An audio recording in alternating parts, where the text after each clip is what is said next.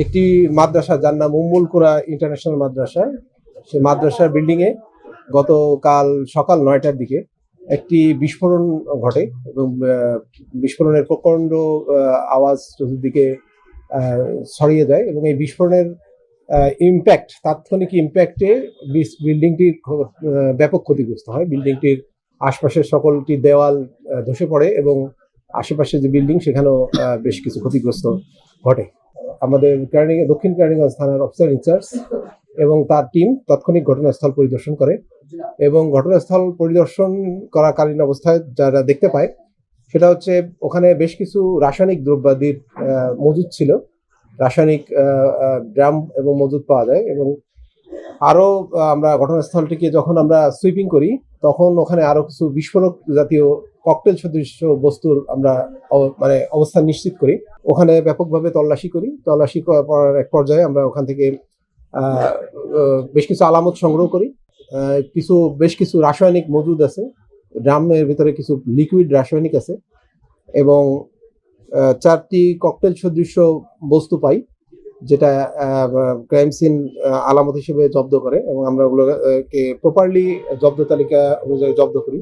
এই মাদ্রাসাটির পরিচালনার দায়িত্বে ছিলেন আমাদের নাম হচ্ছে শেখ আল আমিন এবং তার স্ত্রী আসিয়া। এই দুইজন ওই বিল্ডিংটি ভাড়া নিয়ে 2022 সাল থেকে তারা এই মাদ্রাসার পরিচালনা করে আসছিলেন।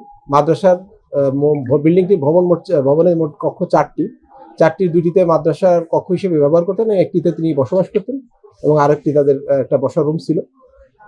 তো ওই রুমের ভেতরে এই বেশ কিছু রাসায়নিক মজুদ ছিল এবং সকালের দিকে একটা বিস্ফোরণ ঘটার পরে বেশ কিছু আহত হয় যারা ওই বিল্ডিং এর বসবাসকারী বাসিন্দা ছিলেন, বিশেষ করে ওই আলামিনের স্ত্রী আসিয়া এবং তার 3টি সন্তান।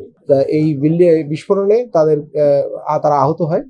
আহত হওয়ার পরে এক পর্যায়ে তারা বিস্ফোরণের ঘটার সাথে সাথেই যে আমাদের সন্দেহভাজন যিনি আছেন আল আমিন, তিনি তার স্ত্রী সন্তানকে নিয়ে দ্রুত স্থানীয় আদ্দিন হাসপাতালে চিকিৎসার জন্য যান এবং এক পর্যায়ে আমরা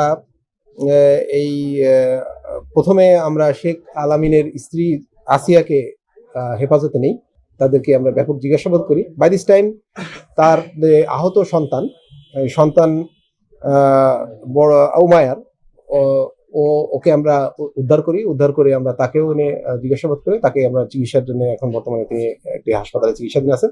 পুলিশি অভিযান অবশ্যই অব্যাহত আছে, সাথে আমাদের কাজ করতেছে এটিইউ অ্যান্টি টেররিজম ইউনিট এবং সিআইডি কয়েকটি টিমও কাজ করতেছে, পাশাপাশি বিভিন্ন আইন শৃঙ্খলার বাহিনীও কাজ করতেছে।